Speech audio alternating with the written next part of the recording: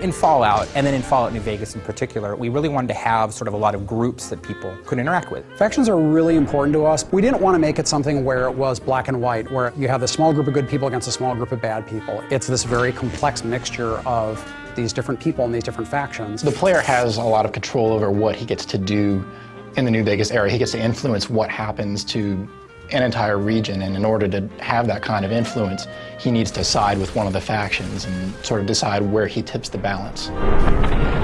It's all about war, and that's what Fallouts have been about, is war, and so how we're really showing that is war between these factions. We want the player to sort of have that hesitation when they're like, where do I really stand with these organizations? Like, is it really the right thing to back X, Y, or Z? And even if I go off on my own, what does that mean for everyone who's living in the world of New Vegas? We have three primary factions, one of which is the New California Republic. Which is this big, sprawling government that's gotten too big for its own good. It's so big, it can't control its own territories, it can't police its own laws, it certainly can't protect its own citizens.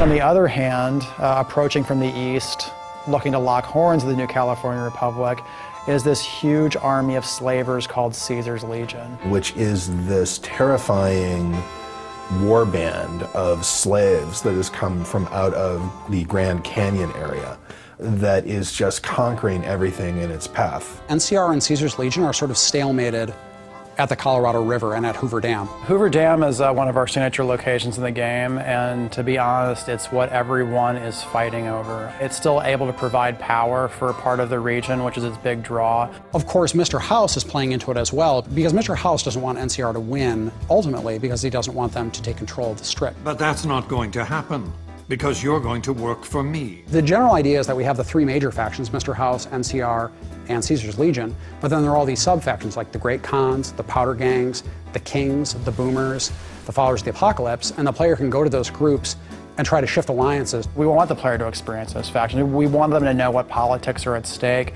and what ideologies these organizations represent. So when they choose what factions they want to work with, it's based on something more than just a gut, they're good, they're evil reaction. So if you support Caesar, or if you support NCR, or if you help the Great Khans or the Kings, it's going to make a big difference. You can decide, you know what, I don't think any of you are really particularly well suited to be running this place, so I'm gonna fix that. That's where you essentially are either the active champion of Vegas, or you basically just said, it's anarchy now.